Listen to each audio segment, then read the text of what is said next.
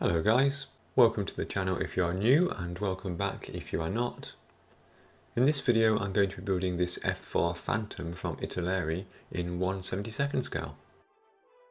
This is the F4M version of the Phantom, which is the RAF version designed for tactical strikes and reconnaissance. This kit was released in 2019 by Italeri, but the moulding itself dates back to the 1980s. To be honest, this purchase was a bit of a spontaneous one.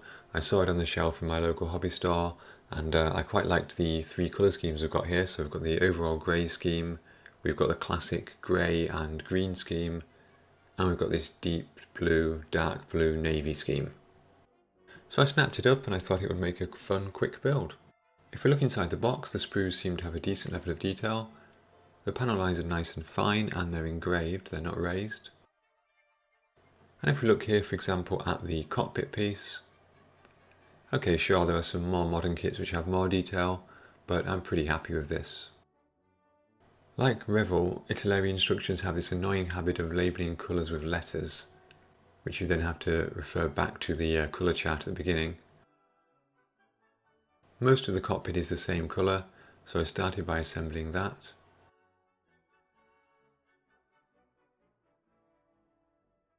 One problem I did come across is these panels which are supposed to go down the side of the rear seat. The instructions are not super clear on this, but this seems the logical way that they should go in. However, unfortunately, once they're in place, there isn't any space for the ejector seat. You can see here I'm trying to fit it with just the seat, without even the sides of the seat in place yet, and there isn't really any room. So I'm not quite sure how they're supposed to fit in once the ejector seat is fully built up. And in the end, I just left those side panels off. The interior of the cockpit is supposed to be a dark grey colour. I didn't have an exact match for the instructions, but I just used my own dark grey that I mixed from black and white. By very gently dry brushing with a very stiff brush, I was able to get the buttons and the switches and so on in the cockpit with a bit of silver colour on top of them. I think that's come out quite nicely. The ejector seat looks decent, especially given the scale. We've even got some seat belts there moulded on. I know that I've painted the ejection handles the wrong colour here. I know they should be black and yellow. I've got no idea why I did that. I misread the instructions, and even though I know they're not supposed to be black and white, I painted them black and white for some reason. And once it was done, I thought actually it looks okay, so I didn't paint them back yellow again.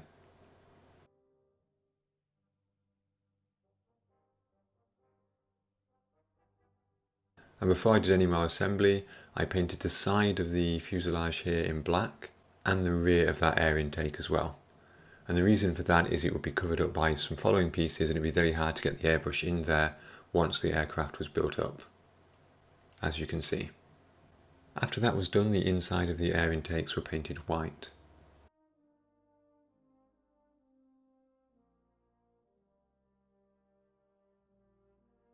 The upper wings fitted to the lower wings perfectly well without any significant issues. The seam lines were nice and tight and there was very little sanding that needed to be done.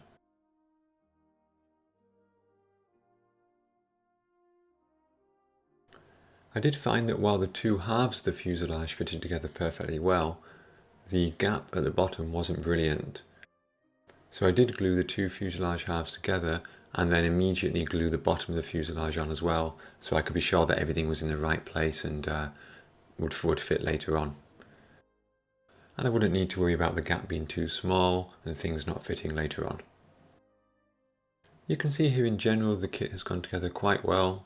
There's a small step onto the pieces of the air intakes.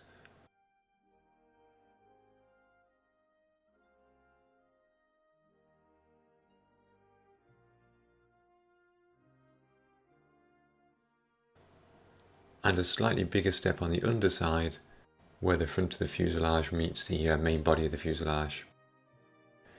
However, in my haste to get the fuselage together, I did forget to drill any of the holes which are required for this small tail fin at the back, and for any of the weapons pylons on the wings.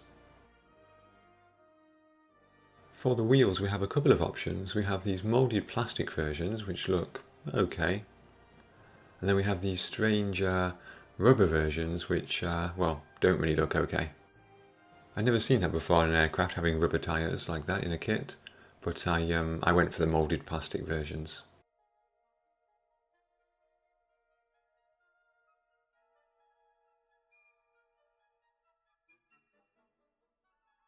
The wheel well covers are very strange. They come in one piece like this, which is fine if the undercarriage is up.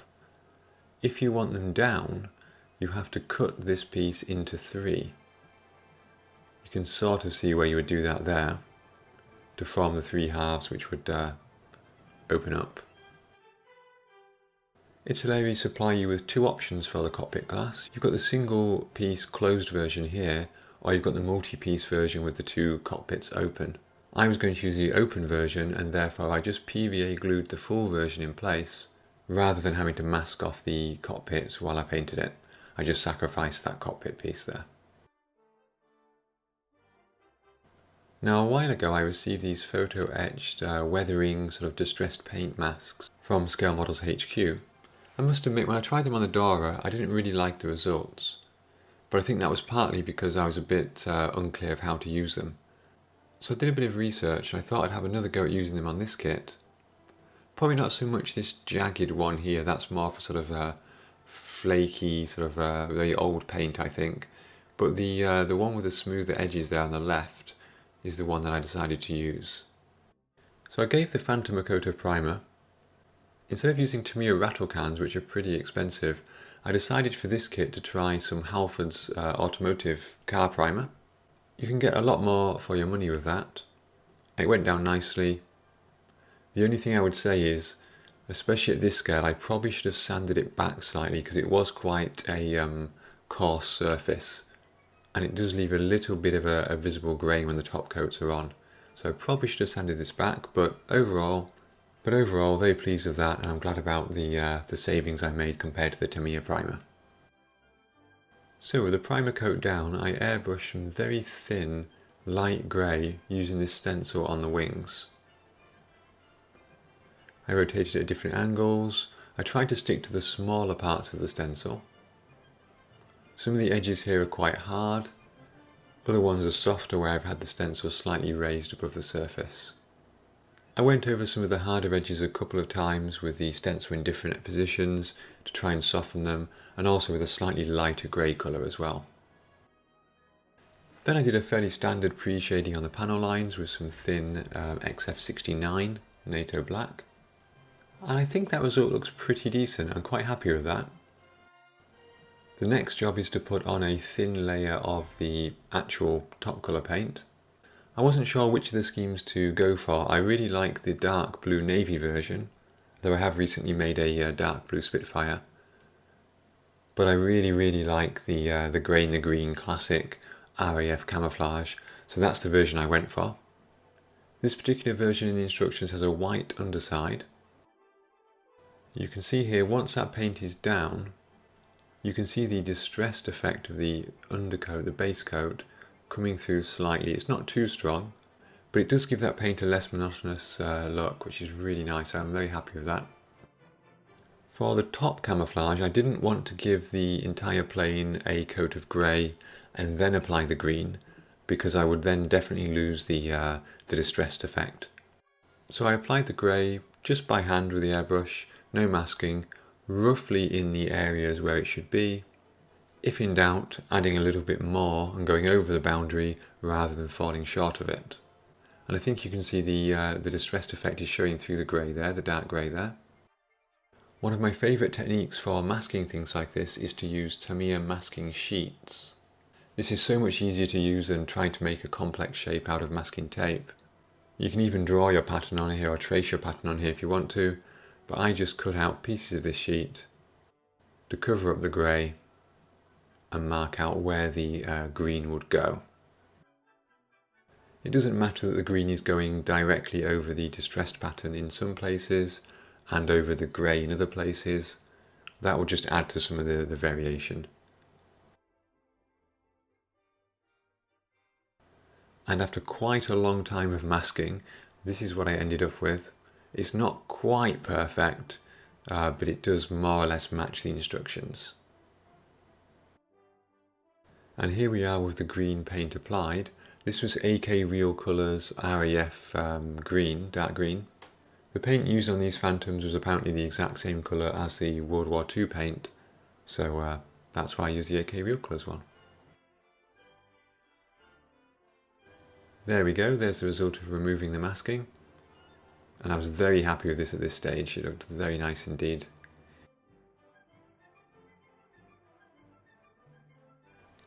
For the engine and the exhaust area, we've got a couple of colours going on. We've got an aluminium colour on the tailplane, which is sort of heat reflective. Then we've got a darker colour around the engines themselves, the exhausts themselves. And of course we've got the possibility of sort of heat staining and soot and so on going on as well, as you can see in these reference photos here. So I masked off this rear section. I'm very aware that with metallic paints, when you're airbrushing them, you can end up with sort of flakes of the metallic paint in the air, which then settle on any available surface. So even though I just masked off the engine here, I wanted to cover the entire aircraft to avoid that. Rather than smacking loads of masking tape over the whole aircraft, I simply used some paper towels and taped them at the edges. That's a nice little technique for masking large areas at once.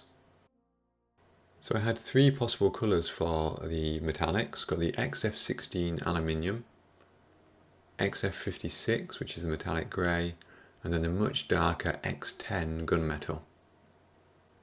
I did consider using clear blue or some similar colours for some exhaust heat staining, but looking at some reference photos I didn't really see much evidence of that. So for the main exhaust area here, I went for the middle of those colours, which is the XF56 metallic grey. For the heat reflective pieces on the tailplane, I went for the XF16, the aluminium. And then I added a small amount of sort of soot staining using the darker of the colours, the X10. There are relatively few little details to paint on the Phantom. We've got the undercarriage here. Italeri do include the extended nose gear, which is for the carrier-based versions, I think. And these air brakes here, which are red on the inside. Before applying the decals, I gave the entire aircraft a coat of this gloss varnish from VMS. A bit like the Tamiya rattle can primer, I'm trying to move away from the rattle can varnishes. They're really nice, but they're just quite expensive. I do like this VMS varnish. I find it a bit hard to airbrush sometimes. I really have to whack up the PSI, otherwise I find that it tends to dry quite quickly on the needle and clog your airbrush quite quickly. But you can't argue with the results. And the matte version in particular, which you'll see on a couple of future models I'm building, is really, really dead matte. It's really nice. Anyway, with the gloss coat down, I could start applying the decals. And I didn't really realise just how many decals there are on this aircraft. Italeri, to their credit, supply a full set of stencil markings. I think overall this took me about 3 evenings to get all of these down. The process was fairly standard. Soaking the decals, burnishing them into the surface slightly with a cotton bud, and then applying some Tamiya Mark Fit.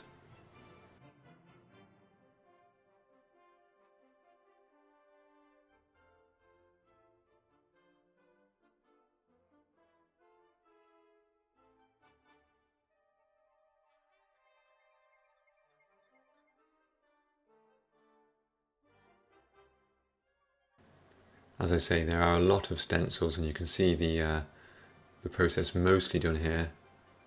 Lots of them around the cockpit, many on the wings.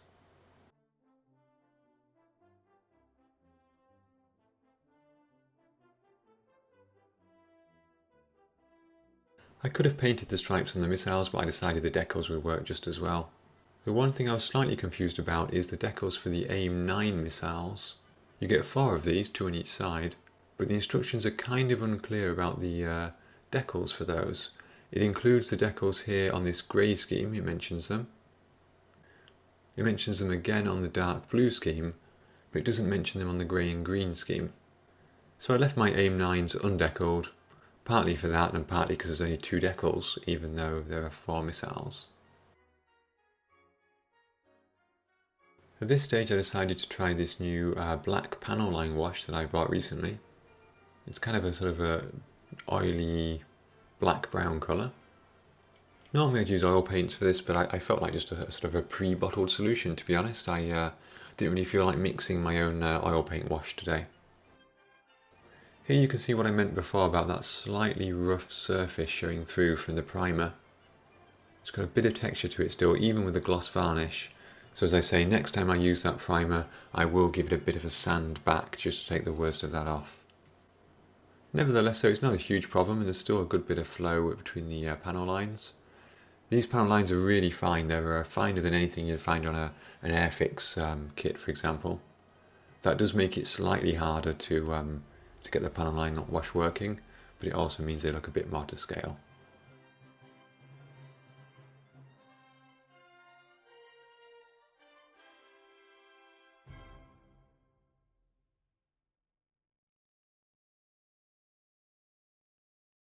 Once that's all done, you can clean up the excess.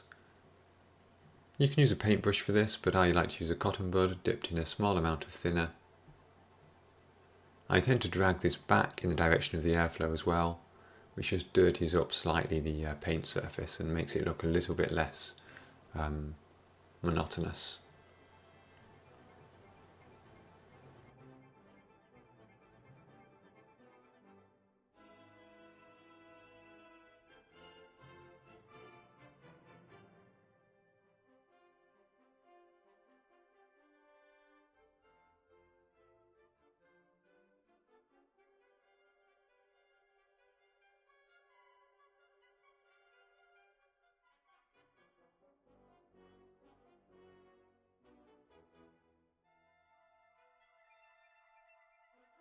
And with that done, my RAF Phantom F-4M was complete.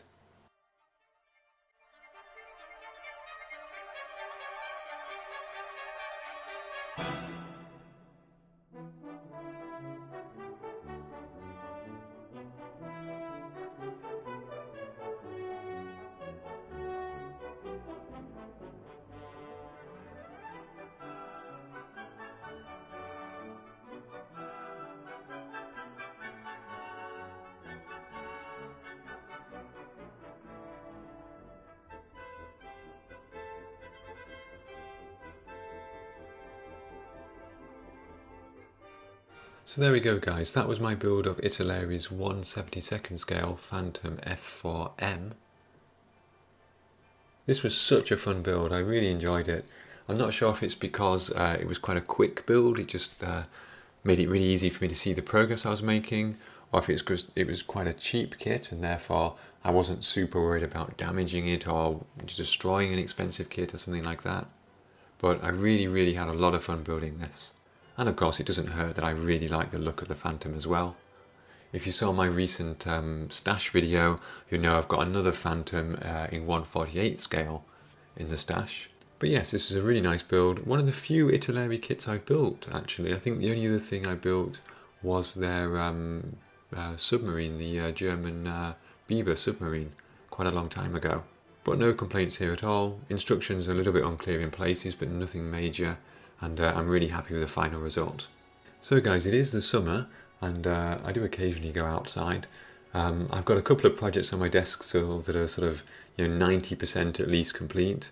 The Ram Tiger, which I keep mentioning, is crawling towards completion, and of course the Dora and the diorama for that are also crawling towards completion too. I am going on a little trip in the next couple of weeks, so I won't be doing a huge amount of modelling, but I hopefully will have a couple of videos pre-uploaded and scheduled for publishing for you guys over the next couple of weeks so that you don't have nothing to watch. And I just happen to know that there are a couple of local hobby shops in some of the places that I'm going to visit, so I'm sure I might coincidentally find myself on those streets in the near future and have a quick look inside those. So until my next video, I would like to thank all of you for watching, and a special thanks to my Patreon supporters. These guys make an invaluable contribution to the channel. It's massively appreciated, guys. Thank you so much. It really does help to keep things going. And I'm really grateful for your support, especially during these difficult times. If you would like to join Patreon, then you can find a link in the description below. And of course, down below the video, you can find the usual subscribe, like, and comment buttons as well. So until next time, guys, take care and have fun modelling.